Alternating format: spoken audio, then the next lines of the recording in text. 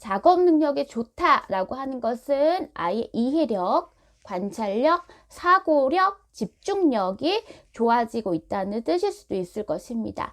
그러면 작업 기억 능력은 어떻게 발달시킬 수 있을까요?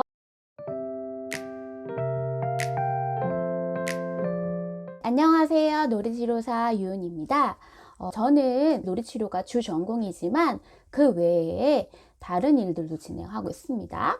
임상심리사 자격을 딴 지는 한 16년 정도 됐을 거예요. 임상심리사 자격이 있어서 심리 검사를 진행하고 있고요.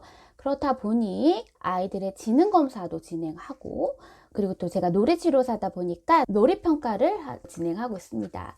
오늘은 심리 검사 중에 지능 검사라고 하는 게 있습니다. 흔히 말하는 IQ 검사죠. 종합심리검사상에서는 풀배터리 심리검사라고 하는데, 그 안에서 지능검사와 성격검사로 구성된, 기관마다 차이는 있겠지만 9가지에서 11가지 정도의 검사가 보통 진행이 됩니다. 임상심리사가 진행을 하고 나서 아이의 지적인 능력이 어느 정도이고, 주의력, 처리 속도, 언어적인 이해, 작업 기억력 등등을 수치화를 해서 아이가 우수한지, 평이한지, 부족한지, 부족하면 진단이 필요한 정도인지, 또 우수하면 아이가 최우수 수준인지, 그 이상인지 등을 판별하는 일들을 하고 있습니다. 오늘은 좀 지능과 관련돼서 이야기를 해보도록 하겠습니다. 보통 많이 쓰이는 아동용 지능검사의 버전에 따르면 보통 4가지의 차원으로 나오죠. 언어 이해력이 어떤지, 좋은지, 지각 추론 능력, 작업 기억 능력, 그 다음에 처리 속도와 관련해서 이야기들이 나옵니다. 웩슬러 지능검사는 개인용 지능검사 중에 하나이기 때문에 병원이나 센터나 다른 기관들에서 다 통용되고 있는 검사 중에 하나입니다. 그 안에서 작업 기억력에 대해서 한번 이야기를 해보도록 하겠습니다. 작업 기억. 이것은 어떤 문제를 해결하거나 할 때 어떤 정보를 잘 기억하는 능력이에요.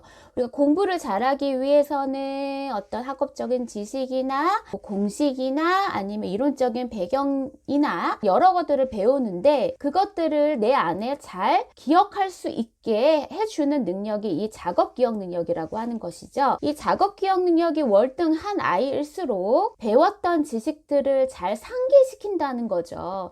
그래서 작업 기억력이 높은 아이들은 공부를 했을 때 스스로 잘 암기도 잘하고 이해하려고 하는 노력들이 있을 것 같습니다. 즉, 머릿속에 정보를 유지하면서 문제를 해결하기 위해 조작을 한다고 해요. 그래서 이거는 인지 발달과 관련이 되어져 있고, 이해력, 관찰력, 사고력, 집중력과 함께 발달이 되기도 합니다.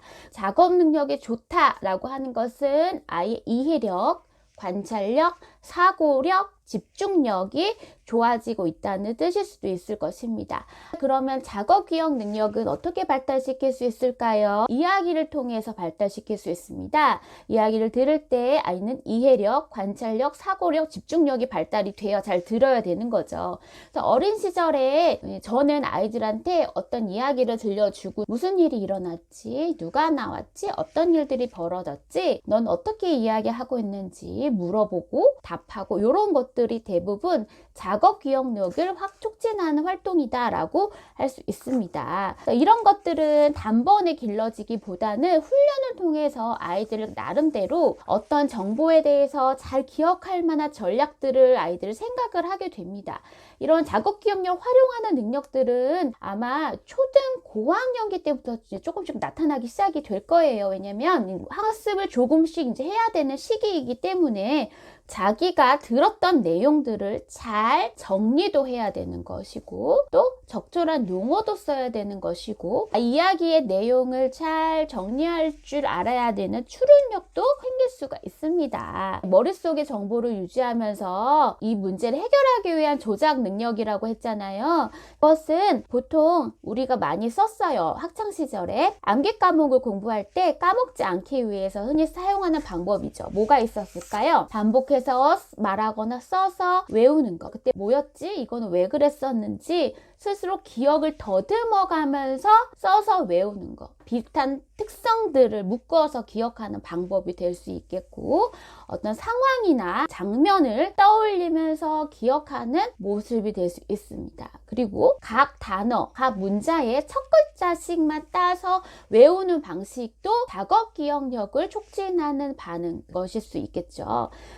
여러 단어를 외울 때 짧은 이야기를 만들어 기억하는 것, 이거 의미 부여하는 것이 영향을 줄 수 있습니다. 우리 아이 특징 볼까요? 막내는 말하면서 외워야 돼요. 얘는 자기만의 용어로 동요처럼 개사해서 만들거나 그냥 조용하게 써서 외우지는 않아요. 스스로 말을 하고 말을 하는 거를 듣고 그거를 다른 사람한테 설명하게끔 전 하거든요. 무슨 내용이었지? 어떻게 풀었지? 설명 좀 한번 해봐봐. 그러면서 본인이 알고 있던 개념들과 기억을 상기시키면서 하고 있어요. 둘째는요, 말하면서 하지는 않고요. 스스로 눈으로 보고 익숙해지게 하면서 외웁니다. 같은 경우는 이제 중학교 1학년이 되어 가는데 항상 이해를 먼저 하고 무슨 뜻인지 단어 뜻을 잘 이해가 안 가잖아요. 그럼 그거를 단어를 찾는다든지 저한테 물어본다든지 비슷한 단어를 써먹는다든지 물어보면서 항상 이해가 되고 기억을 잘 한 다음에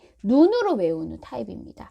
저희 아이들 3명 보면은 손으로 써서 외우지는 않고요. 각자 말을 하거나 눈으로 자주 보게 익숙하게 비슷한 것들을 연상해서 떠올리게 하는 방법, 그 다음에 이해를 한 후에 자주 보고 외우고 이런 방식 등등 각자의 성향대로 조금 있을 것 같아요. 여러분들 자녀 어떤 스타일인지 좀 보시면 좋을 것 같습니다. 이 작업 기억 능력들이 조금 익숙해지고 월등해지고 자기만의 기억을 잘 상기하는 방식들을 익숙해지면 이제 많은 정보들을 막 외워야 되고 하잖아요. 저는 앞글자만 따서 외우는 방식을 많이 해요. 제가 예전에 치료놀이, 발달놀이 치료를 설명하면서 뭐 4가지 차원 이렇게 얘기했잖아요. 구도, 양, 개라고 했잖아요. 앞글자만 따서 외우는 거. 구조, 도전, 양육, 개입. 저도 이렇게 외우는 방식이에요. 이렇게 하면은 쉽게 잊어버리지 않고 잘 상기시켜 주는 거. 아이들 한국사 공부하잖아요. 그 조선 왕조. 태정세세 문단세 이것도 노래로 나오기도 하고 앞글자만 따서 계속 외우기도 하고 이런 방식들을 본인들이 익숙한 방식들을 좀 터득을 해야 되는 겁니다. 그게 익숙해지면 어떤 정보를 처리하거나 이해할 때 자기만의 특성대로 자꾸만 훈련하고 강화가 되는 것입니다. 이렇듯 아주 작은 것이지만 세세하게 일상에서의 작업 기억 능력을 활용할 수 있는 분위기를 주시면 좋을 것 같고 저는 어린 시절 아이들한테 거꾸로 말하기 연습을 많이 했어요. 야키토 뭐 이런 거잖아요. 거꾸로 말하기. 숫자도 358 이러면은 853 뭐 이렇게 하잖아요. 그게 점점 길어지는 거예요. 엄마 밥 줘! 이거를 거꾸로 하면 어떻게 될까? 라고 아이들이랑 이렇게 이야기했던 기억이 좀 생각이 납니다. 이런 것들이 대부분 작업 기억력을 촉진하는 거. 가장 쉬운 단계가 말했던 것을 똑같이 따라하는 거. 그 다음에는 거꾸로 따라 외우기 하는 방식들이 인출 과정의 순서를 바꾸잖아요. 아이들이 각각 기억을 저장하기 위한 방법들을 자꾸 생각을 할 수 있습니다. 오늘은 작업 기억력에 대해서 한번 알아봤습니다. 다음번엔 또 더 좋은 영상으로 찾아뵙겠습니다. 저는 놀이치료사 유은이었습니다. 감사합니다.